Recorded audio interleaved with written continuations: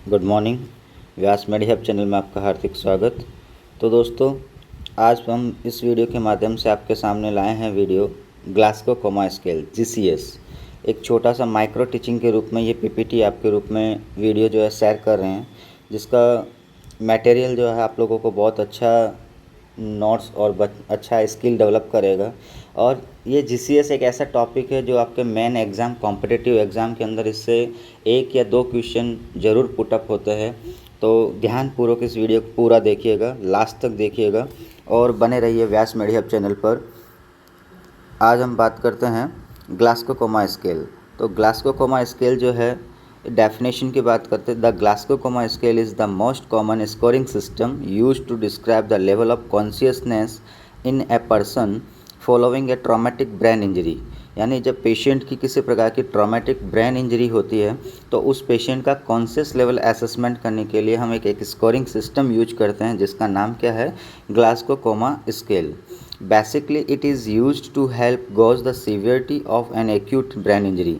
यानी कि इसका बेसिकली नॉर्मल रूप से जो है, बेसिकली यानी कि सामान्य रूप से इसका जो असेसमेंट किया जाता है, ये जो यूज किया जाता है इस GCS का, वो किया जाता है कि एक्यूटली ब्रेन इंजरी होती है। तो यानी कि जब पेशेंट सडन एक्सीडेंट होता है तो उसके ब्रेन के अंदर किसी प्रकार का ट्रॉमेटिक इंसिडेंस होता है, तो उस पेशेंट का कॉन्शियस लेवल असेसमेंट करने के लिए हम ग्लासगो कोमा स्केल जो होती है उसका यूज करते हैं।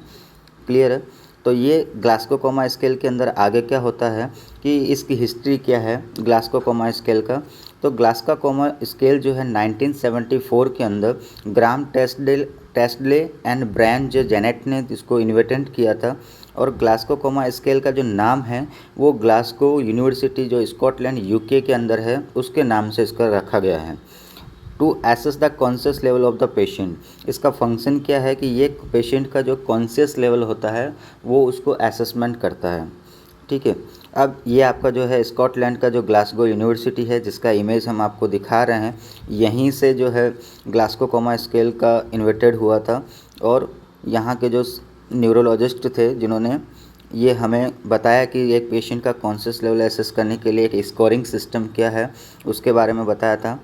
नेक्स्ट, अब ग्लासगो कोमा स्केल को यूज करने के लिए हमें क्या क्या आर्टिकल्स की नीड पड़ेगी। GCS प्रोसेस करने के लिए हमें 4 टाइप के जो है जनरली हमें पेशेंट के लिए डिवाइस की आवश्यकता होती है। सबसे पहला होता है नी हैमर। ठीक है, सबसे पहला कौन सा आर्टिकल्स है, नी हैमर। उसके बाद सेकंड है फ्लैश लाइट। उसके बाद तीसरा है पेन और चौथा है रिकॉर्ड बुक। यानी कि आपको जिसमें भी जो भी स्कोर आएगा उसको रिकॉर्ड करने के लिए एक नोटबुक होनी चाहिए, एक पेन होना चाहिए, एक फ्लैश लाइट होना चाहिए और एक नी हैमर होना चाहिए। अब इन आर्टिकल के माध्यम से हम एक GCS मेनली जो अपने स्कोरिंग असेसमेंट करते हैं पेशेंट के ऊपर, तो जनरली हम तीन कंपोनेंट का यूज करते हैं, जिसको हम आई, वर्बल और मोटर रेस्पॉन्स कहते हैं। तो इसको हम शॉर्ट लैंग्वेज में ट्रिक में हम EVM कह सकते हैं। तो EVM के द्वारा ही हम क्या कर सकते हैं, GCS स्कोर का असेसमेंट करते हैं, जिसमें आई रेस्पॉन्स E4 आई रेस्पॉन्स चेक करते हैं, उसका वर्बल रेस्पॉन्स चेक करते हैं और मोटर रेस्पॉन्स चेक करते हैं। तो आई रेस्पॉन्स का जो स्कोर होता है 1 to 4 होता है, वर्बल रेस्पॉन्स का 1 to 5 होता है और मोटर रेस्पॉन्स का जो है स्कोर 1 to 6 होता है। अब हम बात करते हैं कि 1 to 4, 1 to 5 या 1 to 6 जो ये स्कोर है EVM का, वो किस किस तरह से डिवाइडेड है। तो सबसे पहले हम बात करते हैं आई रेस्पॉन्स की। तो अगर पेशेंट जो है किसी प्रकार का कोई रेस्पॉन्स नहीं दे रहा है, यानी कि हम जब पेशेंट के पास जा रहे हैं और उसको टच कर रहे हैं या उसको आवाज़ दे रहे हैं, तो किसी भी प्रकार का कोई पेशेंट जो है अपनी आँख को ओपन नहीं कर रहा है, तो हम उसको क्या स्कोर देंगे, 0-1 स्कोर देंगे। उसके बाद पेशेंट, जब भी हम पेशेंट के पास जाते हैं और पेशेंट को थोड़ा टच करते हैं तो वो पेनफुली आई ओपनिंग करता है ना, दर्द के से पेनफुली आई ओपन करता है, तो हम उसको स्कोर 2 देंगे। और तीसरा जो है, पेशेंट जो है वॉइस के साथ जो है अगर आई का ओपनिंग कर रहा है, यानी कि कुछ कराहते हुए आई का ओपनिंग कर रहा है, तो उसको हम 3 देंगे। और जैसे हम पेशेंट के पास जाते हैं और टच करते हैं और पेशेंट अपना आई ओपनिंग कर लेता है, अपने आप ही स्वतः ही आई ओपनिंग कर लेता है, तो हम उसको स्कोर देंगे 4, जिसको हम स्पॉन्टेनियस भी कहेंगे। तो ये आई रेस्पॉन्स चेक करने के लिए 4 1 to 4 स्कोर का जो कंपोनेंट है, उसमें सबसे पहले जो कोई रेस्पॉन्स नहीं देगा तो हम 1 स्कोर उसको देंगे। पेनफुली आई ओपनिंग करता है तो हम 2 स्कोर देंगे। वॉइस के साथ इस आई ओपनिंग करता है तो हम उसको 3 स्कोर देंगे, और स्पॉन्टेनियसली यानी कि अपने आप स्वतः ही अगर टच करते ही आई ओपनिंग करता है तो हम उसको 4 रेस्पॉन्स देंगे। तो ये था आई रेस्पॉन्स का स्कोर। अब बात करते हैं वर्बल रेस्पॉन्स। तो वर्बल रेस्पॉन्स यानी कि उस पेशेंट के अंदर जो है, पेशेंट बोलने का जो कंडीशन है उसका वो किस तरह से है। तो सिंपल सा है कि अगर पेशेंट किसी प्रकार का कोई वॉइस आउट नहीं कर रहा है, किसी प्रकार का कोई बात नहीं कर रहा है, तो अनकॉन्शियस पेशेंट पड़ा है, तो हम उसको क्या कहेंगे, 0-1 स्कोर देंगे। इनकम्प्रेंसिव साउंड यानी कि वो किसी प्रकार का कोई कंप्रेंसिव साउंड निकाल रहा है जो हमें अप्रोप्रिएट सुनाई नहीं देता है, तो उसको हम कहते हैं 0-2 स्कोर। और इनअप्रोप्रिएट का मतलब है वो किसी प्रकार का जो है वर्डिंग्स जो है प्रॉपरली अपने को क्लियर एकदम बर्ड साउंड जिसको बोलते हैं वो अगर प्रोड्यूस करता है तो हम उसको 0-3 स्कोर देंगे। और वो पेशेंट खुद बोलने में कंफ्यूज्ड हो तो उसको हमको 0-4 स्कोर देंगे। और ओरिएंटेड है यानी कि किसी प्रकार से भी वो जानता है कि मैं यहाँ रोड के ऊपर एक्सीडेंट हो गया मेरा, अभी मैं हॉस्पिटल के अंदर हूँ, तो वो ऐसे वर्बली कम्युनिकेशन के दौरान इजीली सब कुछ बता रहा है, ओरिएंटेड है जगह से, प्लेस से, टाइम से, तो हम उसको 5 स्कोर देंगे। तो ये वर्बल रेस्पॉन्स है जिसमें 0-1 स्कोर नो रेस्पॉन्सिंग रहेगा, 0-2 स्कोर इनकम्प्रेंसिव साउंड रहेगा, 0-3 इनएप्रोप्रिएट रहेगा, 0-4 कन्फ्यूज रहेगा, और 0-5 जो है ओरिएंटेड रहेगा। अब बात करते हैं मोटर रेस्पॉन्स यानी कि पेशेंट का जो मूवमेंट है वो किस तरह से हो रहा है। तो पेशेंट अगर किसी प्रकार का कोई मूवमेंट नहीं कर रहा है, कोई रेस्पॉन्स नहीं दे रहा है, तो हम नो रेस्पॉन्स के अंदर उसको 0-1 स्कोर देंगे। उसके बाद एक्सटेंशन कर रहा है यानी कि उसको क्या कर रहे हैं, डिक्यूब्रेट पोस्चर दे रहा है, तो हम उसको करेंगे 0-2 स्कोर देंगे। फ्लैक्सन कर रहा है तो हम फ्लैक्सन को हमने लिखा है यहाँ पर डिकोरेटिको पोस्चर, तो 3 स्कोर देंगे। विड्रो पेन यानी कि पेन को क्या कर रहा है, विड्रो कर रहा है, तो हम उसको क्या कहेंगे, 0-4 स्कोर देंगे। और लोकलाइज्ड पेन को अपने को वो बता रहा है कि मेरे यहाँ पेन हो रहा है या इसे करने से मुझे दर्द हो रहा है, तो वो हम 0-5 स्कोर देंगे। और ओबेक कमांड यानी कि हम जिस तरह से हम उसको कमांड दे रहे हैं कि भाई हाथ उठाओ, पाँव को इकट्ठा करो, है ना, फ्लैक्सन करो, एक्सटेंशन करो, अबडक्शन करो, तो वो सारी एक्टिविटी जब वो कर रहा है तो हम उसको स्कोर देंगे 0-6। ठीक है, तो ये हमारा था 1-4 आई का, वर्बल का 1-5 और मोटर रेस्पॉन्स का 1-6।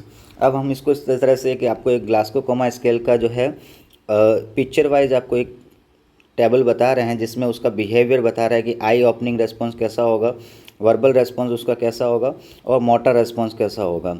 तो जैसे आई ओपनिंग के अंदर वो 9 रेस्पॉन्स पर 1 स्कोर पेन के साथ करता है तो 2 स्कोर, स्पीच के साथ करता है तो 3, और स्पॉन्टेनियसली करता है तो 4 देंगे। उसी प्रकार वर्बल रेस्पॉन्स में 9 रेस्पॉन्स है तो 1 देंगे। इनकम्प्रेंसिबल साउंड के साथ कर रहा है तो हम 2 देंगे। इनएप्रोप्रिएट वर्ड्स के साथ दे रहा है तो 3 देंगे। कन्फ्यूजन के साथ वर्बल रेस्पॉन्स दे रहा है तो हम 4 देंगे। ओरिएंटेड टू टाइम, पर्सन और प्लेस के साथ अगर वो है तो हम उसको स्कोर 5 देंगे। और उसी प्रकार मोटर रेस्पॉन्स के अंदर जो उसका है स्कोर, अगर किसी प्रकार का रेस्पॉन्स नहीं देगा तो हम उसको स्कोर 1 देंगे। एबनॉर्मल एक्सटेंशन कर रहा है तो 2 देंगे। एबनॉर्मल फ्लैक्सन कर रहा है तो 3 स्कोर देंगे। Flex to withdraw from pain के साथ कर रहा है तो हम 4 देंगे। मूव टू लोकलाइज्ड पेन यानी कि वो जिस तरह से पेन हो रहा है उस साइड वो क्या कर रहा है, मूव कर रहा है, तो हम उसको 5 स्कोर देंगे। और ओबे कमांड के साथ अपना सारा मूवमेंट कर रहा है तो हम उसको स्कोर देंगे 6। अब इसका स्कोरिंग की बात करते हो, जिस तरह से आपने स्कोर निकाला है कि पेशेंट का जिस कमांड के ऊपर या जिस कंपोनेंट के ऊपर जो उसका एक्शन होता है या एक्टिविटी होती है उसके आधार पर हम पेन और रिकॉर्ड बुक के माध्यम से हम उसको नोट करेंगे और फिर हम स्कोर को मल्टीप्लाई करेंगे।